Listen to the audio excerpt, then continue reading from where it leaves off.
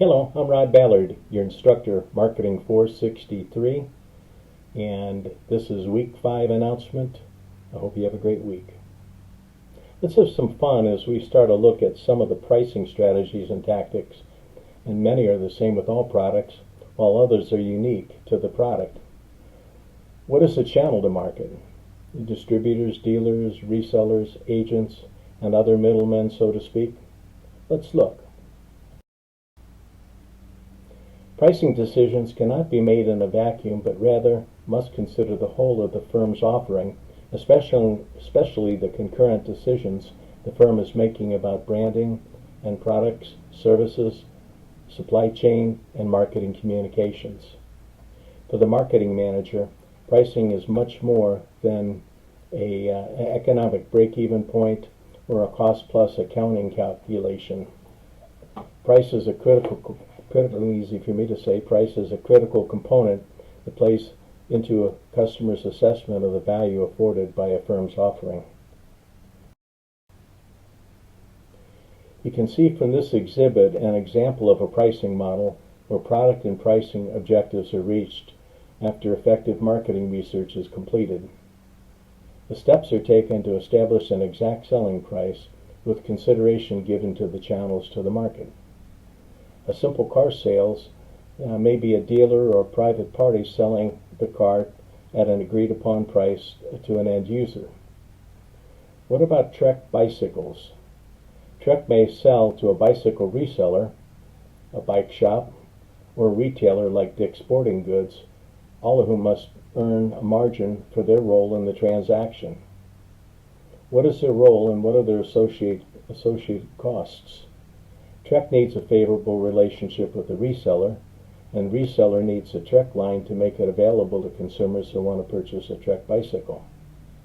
So we're talking about partnership, and this includes price protection for the reseller to cover their costs and earn the expected margin.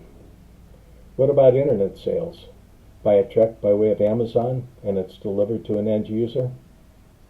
You ever priced a product from a local reseller or retailer and then buy it for less on the internet? That's called showrooming, and it occurs every day. How does a manufacturer protect a reseller's ability to sell product at the price that is competitive with an internet price for the same product? That is a channel battle today, and we'll call it unfinished business for now. Pricing new products in a capitalistic economy is market-driven. What competing products are in the marketplace presently, and how are they priced to the consumer?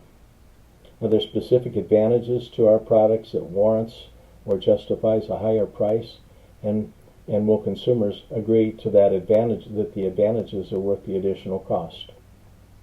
Product pricing rarely goes up, but in the case of gasoline these days, and along with other commodity items, so the new product must be priced high enough to deliver the return on investment, profit-wise, yet low enough to be a contender in the marketplace.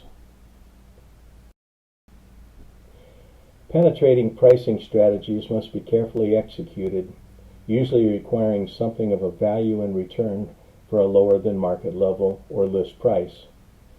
Purchase volumes make lower prices possible. Sometimes buying a customer, as it were, sometimes justifies a discounted penetrating price strategy, where the customer is highly visible and a reference to this customer is a benefit to the company. Even then, every effort should be made to establish follow-on price schedules based upon volumes, with the customer receiving special pricing based upon volumes. One of the worst attributes of a product: cheap. It implies poor quality, short lifespan, second-rate materials or build, because everyone knows for the most part you get what you pay for. When selling, the quality level of the product needs to be repeated so that the prospect knows that a discounted price does not mean a trade-off in quality. Still, sometimes a trade-off in quality isn't a bad thing. A customer may move to a product that is at a lower price because the product does not have the bells and whistles, so to speak, that a higher priced similar product may have. This is why learning what a consumer wants, what is important, how a product will be used, and what motivates the buyer is necessary before price becomes a discussion point. A company that does not earn sufficient profit margins becomes an out-of-business company in short order. Profits are necessary. If the product cannot be competitively priced with the needed profit, then a return to product development may be required. How do we lower our costs in order to successfully price the product competitively? How do we lean on suppliers for lower costs? Yes, sometimes this works. Change the manufacturing process to lower costs in building the product may be possible. Removing unnecessary or seldom used cost components from the product so as to lower the cost while maintaining the utility of the product. All of this is similar to what the competition is doing to reach their market level pricing. It's called effective marketing mix with effective operations. Many consumers still choose higher priced products where a greater perceived or real value is expected. People buy BMW because it's the ultimate driving machine. Is it? For those people it is, and for others, no way. Many products are very much alike, yet consumers have a preference for one over the other. This is an example of perceived consumer value. Does a BMW cost more to build than a Chevrolet? I wonder. Here are two pricing tactics that have been successful for years. The perceived value of a stay at a Ritz-Carlton is one of the most first-class experiences, and at a higher price. The same with Marriott. And aside, my earlier career times in corporate America, we lodged at Marriott's and Sheraton's and Hilton's and top-name hotels all of the time.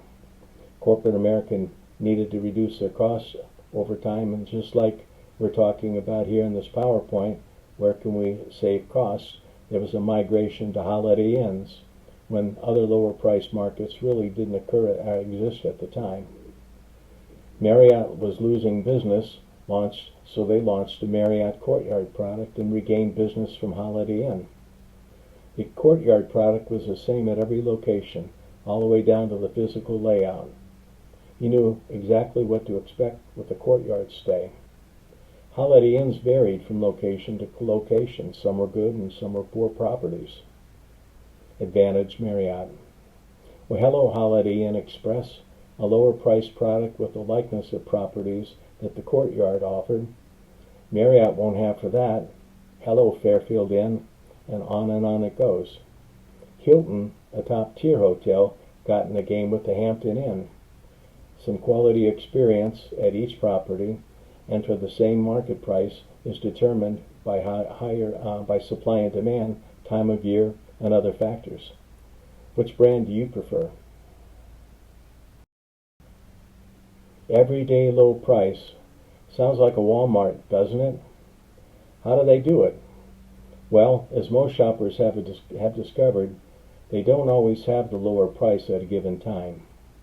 Walmart product managers constantly review product pricing and purchasing prices, various market level prices, and what the market will bear, what the competition is doing.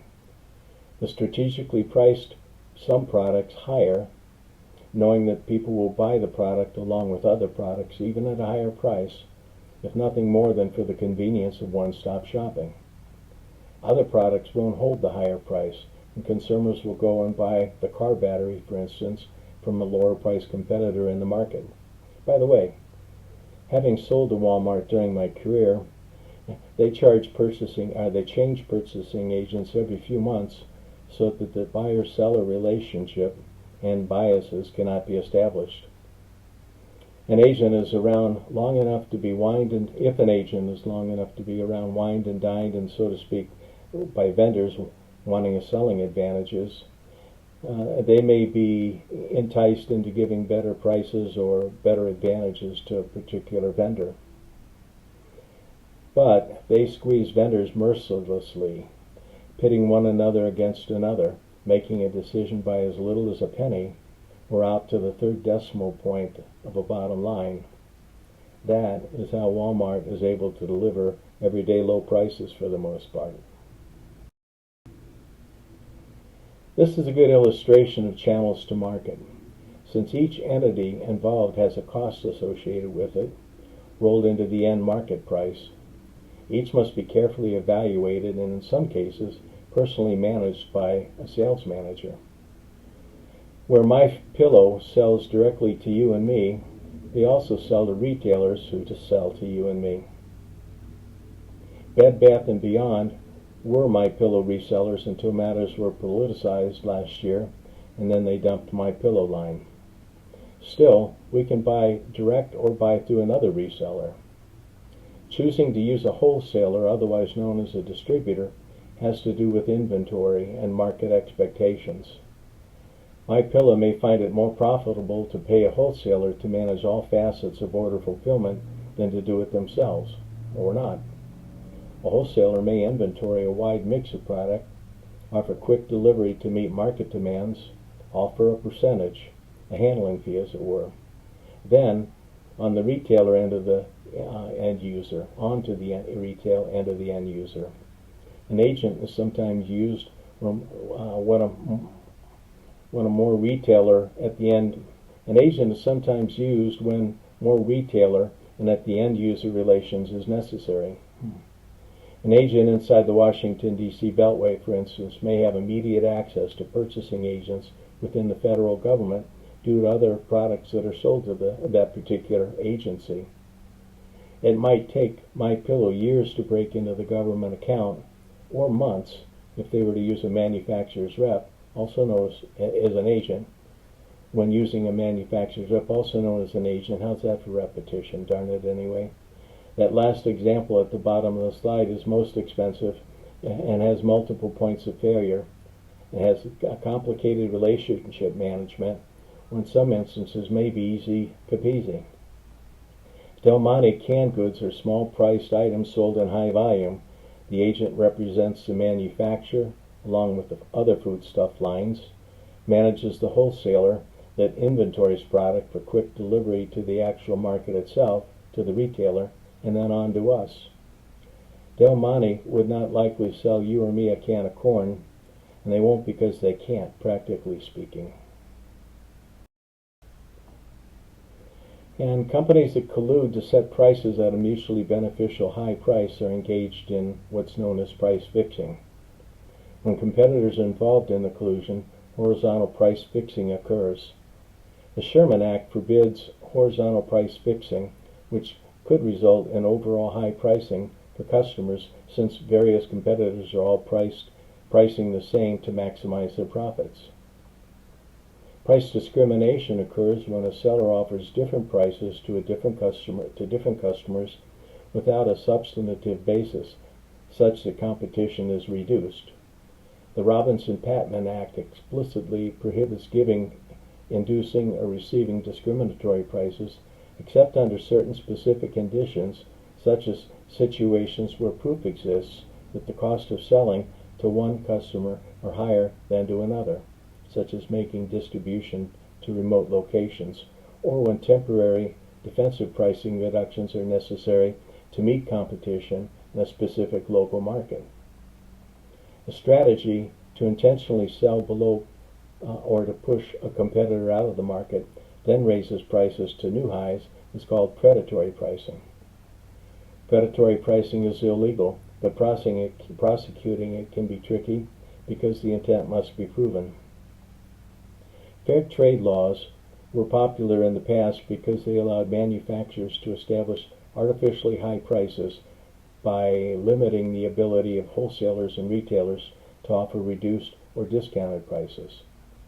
Fair trade laws varied greatly from state to state, depending largely on how long the independent retailer and wholesaler lobby was in a particular locale. These laws protected the mom-and-pop operators from the price discounted by chain stores. Closely associated with fair trade laws are minimum markup laws, which require a certain percentage markup be applied to products. In one extreme case in the early 1970s, the state of Oklahoma took legal action against Target Corporation for forcing a discounter to obey Oklahoma's minimum markup law that prohibited advertising a wide variety of merchandise for less than a 6% profit. This effectively shut down Target's ability to advertise as the loss leader products items, typically paper towels and toilet paper, toothpaste, and the like, sacrificed the prices that were below cost to attract shoppers into the store. That's the lost leader, as it's referred to. So this is kind of an introduction to this week. It'll be chapters 10, 11, and 12. And be sure to watch the other PowerPoints. They're good for you, as is everything in this course, as you found out by now. Hey, listen, before we wrap up, I'm going to pray real quick. And Father, I ask that you be with everybody in the class, all of the students this week, that you keep them safe, healthy, that you help them learn all that they can, and that they later on can apply all that they've learned. I ask that they come to know you, and they come to know your Father in a deeper, more loving way. And I ask this in your name, Jesus. Amen. Thank you.